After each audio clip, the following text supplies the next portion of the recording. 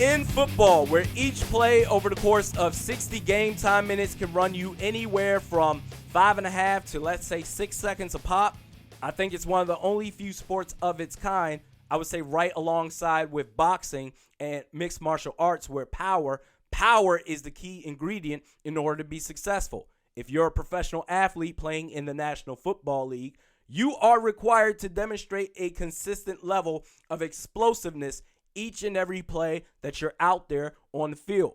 I think there's no question that the position group that exerts the most energy on the field, it's a two-way tie for me, wide receivers and cornerbacks. They're performing the most extreme cardio conditioning, running full speed at 1,000 miles per hour each and every play. I think the next position group that wears themselves out the most is the defensive line. They're also running full speed, but there's an extra element of resistance. They're also trying to push back or outmaneuver a brick wall in the offensive line in order to make plays. Now, outside of that, beyond the cornerbacks, wide receivers, and defensive linemen, I don't think, physically speaking, the rest of the position groups really compare to what they have to offer. Offensive, and this is no disrespect, I'm just telling it like it is, physically speaking.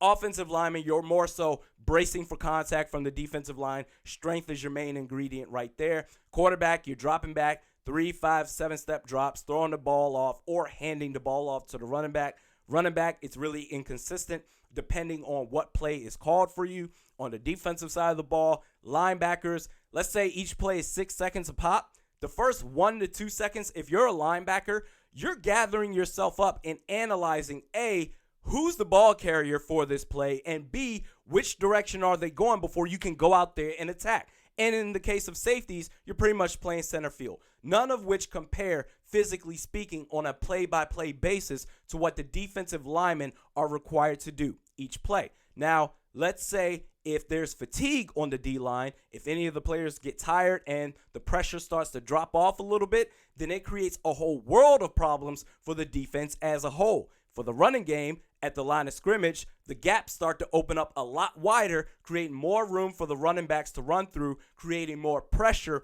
for linebackers to make open field tackles. That's not really good. And in the passing game, what happens is you're creating more opportunity, more time. Time is energy. Time is key in this sport, where quarterback can sit back, they can chill back more in the pocket, creates more pressure on the secondary to stay on their man in coverage longer than what they should, let's say 3, maybe 3.5 seconds. It creates more pressure on them to stay on their man a lot longer than necessary. Now, looking at our defensive line, the defensive line, you need to have fresh legs on the field at all times to create consistent pressure. I think like offensive line can dictate how the offensive flow of the game goes. Same thing with defensive line. The game starts and ends in the trenches on both sides of the ball. You always need fresh legs on the defensive line. Now, in the case of the Minnesota Vikings starting defensive line, I think they're amongst the top in the league. We'll start with right end moving forward from there. Right end presumably will be Everson Griffin. You've got Linval Joseph. Shamar Stephen will be the 3-tech, and Danielle Hunter will be left end. I think they're among the top of the league. They're all fantastic. Now, there's 4. The Vikings, they run a 4-3 defense now. You got 4 defensive linemen out there. In case any of those 4 guys get tired, you've got 3 guys. 3. The Vikings have 3 guys on the bench that they can trot out there on the field and still create equal pressure nonstop no matter what. Number 1 and 2 of these guys I've seen already. We already have game film on these guys, and one of them is more so I'm going to trust the coaching staff. We haven't seen them in real action yet, but this isn't new. They've received hype. This guy's received hype for the last 2 off seasons leading into the season. Let's start with the first guy, Stephen Weatherly. Stephen Weatherly, what's not to like about this guy? This guy, in my opinion, his best attribute is his balance. He uses great balance in his game. He uses exceptional footwork. He's really good at resetting his feet to all of a sudden, if need be, change directions at the drop of a hat. And what's interesting is at the defensive end position at edge rushers, if you're too relentless and you over pursue, what will happen is if you're an offensive coordinator and you know that's a tendency of this particular player, You can game plan to where you can take advantage of it. Suddenly, you can do a misdirection type of play to where the defensive end, you think the quarterback has the ball, and all of a sudden, you just took yourself out of the play because the ball carrier is suddenly on the opposite side of the field to where you can make no play whatsoever. He's really good at changing his speed when needed, and he doesn't get lost. That is a key thing with Stephen Weatherly. And for my money, for the $720,000 cap hit that he brings to the table in 2019, I think the Vikings, they honestly did themselves a disservice bringing back Everson Griffin at an $8.5 million cap hit for 2019 because Stephen Weatherly, forget the Vikings, this is a guy for any team, any of the 32 teams across the league. This is a guy, Stephen Weatherly, who could start. He can be a starting defensive end on the left side. We've seen that when Everson Griffin was out last year. And in some cases, if need be, he can play right end. He did that a couple of times last season where he went up against left tackles. Can he go up against the best of the best left tackles? Probably not. But he's pretty versatile, and he's reliable, and he's smart. His football IQ is incredible. I love Stephen Weatherly a lot. I can't wait to see what he does in 2019. Number 2, now this is a guy that I thought was going to be on the roster. I thought he was going to be a shoo-in to make the roster because, in my opinion, he had an exceptional preseason last year. Me and my guy, SK Sean Kenner, we used to do a joint podcast called Skull Weekly where we were talking about during the preseason and guys that would make the roster. And I thought Ifedi, and I hope I'm saying your name right, Ifedi Odenigbo, he was going to make the roster. He is, simply put, a brute force of a disruptor. He's strong. He plays with a lot of energy, a lot of heart. He's a damn good player. I thought he was going to be on the roster for sure. And all of a sudden, the Vikings cut him. And I said to myself, what are you doing? Are you nuts? How could you let this guy go? He gets picked up by the Browns off waivers. He gets cut by the Browns shortly after that. Gets picked up by the Arizona Cardinals. And unless I'm forgetting about someone else, he gets picked back up by the Minnesota Vikings. He makes it on the practice squad for the rest of the year on the Minnesota Vikings. This is a guy to where I said once they got him back, I said, and I said it then, and I'm going to say it again.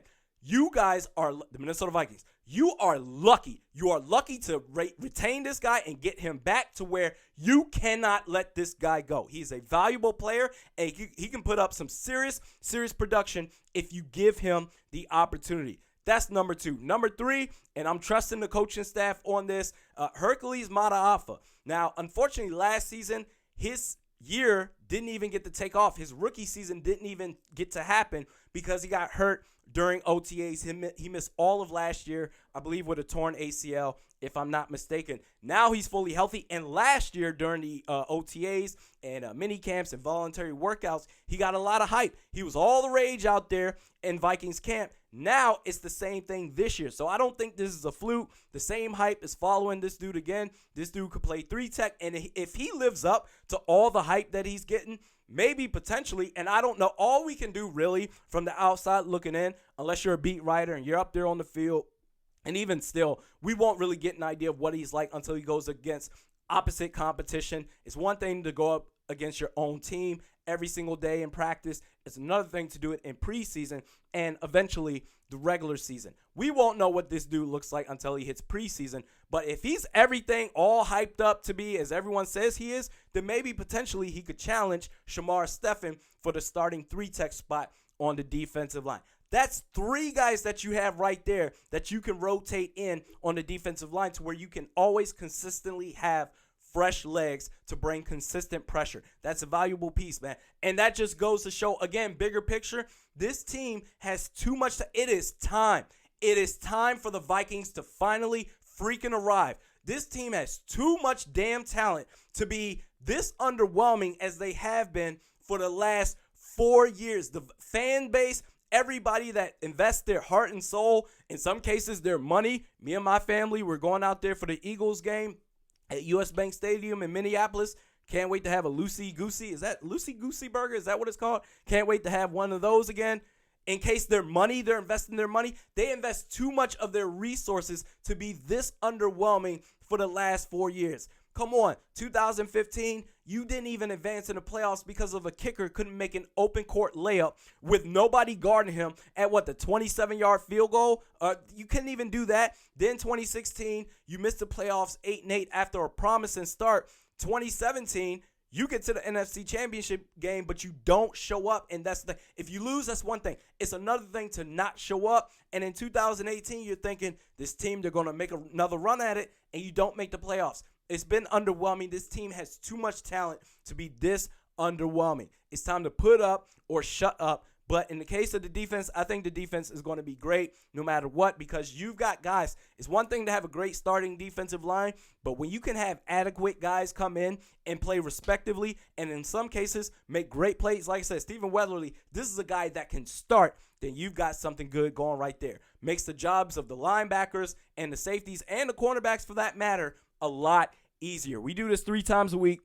Mediokr Best Sports Podcast with Realistic Randy. You can check me out on Twitter at realistic_Randy, Facebook at Realistic Randy. The next podcast will be on my personal YouTube page. Personal YouTube page. A little tongue twisted there. Just search Realistic Randy. It will be on Saturday. We'll see you then.